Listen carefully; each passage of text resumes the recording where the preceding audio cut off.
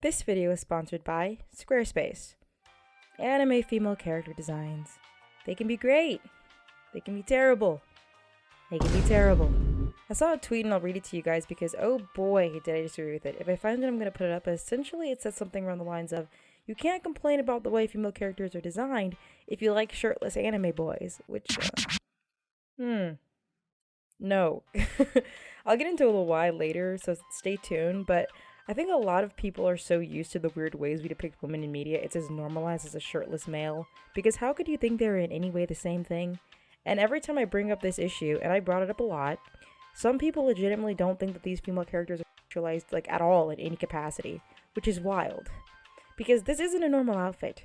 In the case of, like, Rouge the Bat or Catwoman, the sex appeal makes sense. It's an aspect of their character and personality. But every single woman in your work, all of them, melons out. Have you been outside? So, I thought it'd be fun to reverse the roles, put in that shoe on the other foot. Well, heel in this case. And let's see if people can see these tropes better if they're on a different body. But before I get deeper into the sauce, a word from our sponsor. Squarespace is an online website builder. If you're an artist, Squarespace is one of the best ways to set up an online portfolio, and that is why I use it personally. It's fully customizable, and I feel it really lets me express myself artistically. However, that can be overwhelming, but do not fear, there's a huge array of flexible website templates you can start with. You can build off of them and make them effective for every device. You can also set up an online store and sell both physical and digital products. And there's even an option to sell member-exclusive memberships where you can add paywalled content. Check out squarespace.com for a free trial.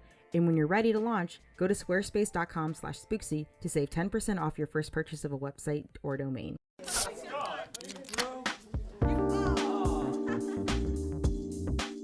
So first off, we got Zoro, who's a fan favorite. How can we ruin him? I decided to go the route of overemphasizing masculine features until the character looks no longer human, sickeningly catered to the female gaze, as inspired by the amazing women of One Piece, and honestly, many other works. One Piece did not start nor create this trend. I originally had a little struggle coming up with this because you don't see a lot of this specific phenomenon often, because usually characters with overemphasized masculine features are meant to appeal to the male gaze as kind of like a power fantasy. Think of like the anime Baki, Dragon Ball Z, Western superheroes and all that, but I did find something. Yaoi, or Boys Love as it's called today, definitely has these insanely unrealistic male bodies that are meant to appeal to female audiences. Something to mention, one of these categories is aimed at children, one of them is not, so I wouldn't put these things on the same level because I could literally only find this kind of female gaze, overemphasized male body in Corn. Yeah, so I don't want anybody in the comments saying, so it's okay if the women do it, but not the male. It's one thing to put it in Corn, it's one thing to put it in children's cartoons. Okay? You're welcome for explaining that to you. So this is the art style we were drawing Zoro in. Side note, I didn't realize how ridiculous Zoro's outfit was until I had to draw it. Like, in my mind, I'm thinking, easy. Kimono style outfit. But he has these huge cuffs on his sleeves, giant boots connected to his pants. Like, what's going on here? So that was fun. But anyway, I gave him that like ridiculously tall, ripped body, a little bit of booba. And I changed the scar from that like stitched look to a real scar. I think the real scar appeals to the femme gaze more.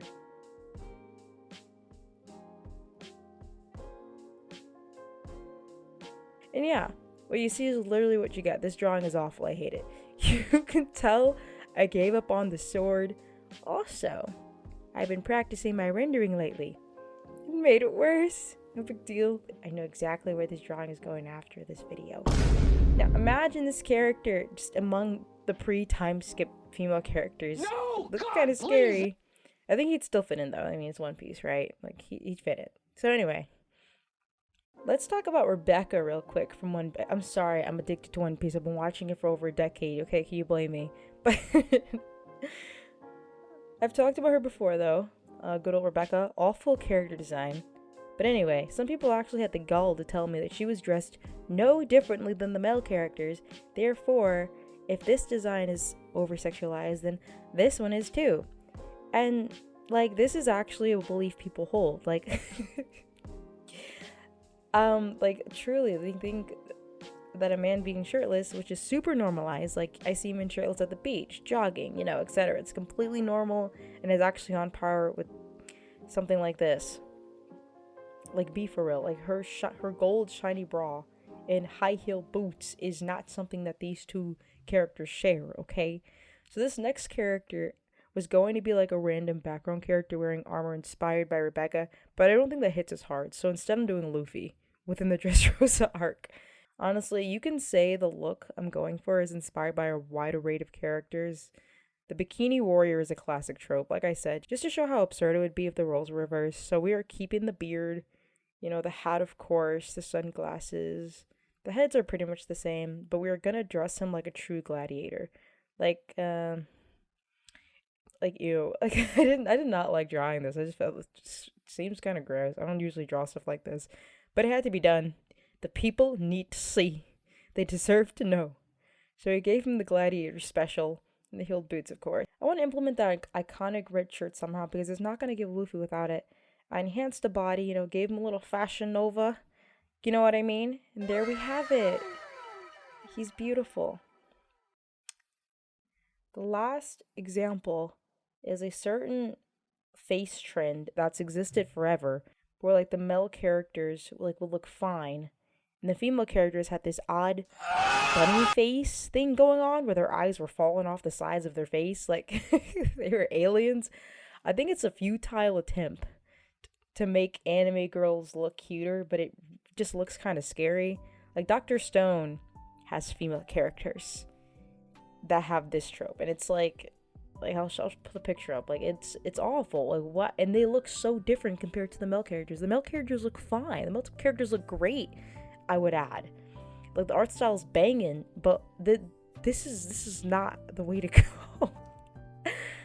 And people say it's because the creator of Dr. Stone, you know, he used to make corn. He farmed corn in his last gig, and that's why these like little remnants are kind of sinking into the Dr. Stone work. But you know, I don't know. It's just odd, and makes the emotions on their faces way less effective and a little more restricted. Like they can't emote at the same range because they have these kitty faces. So I used a wolf.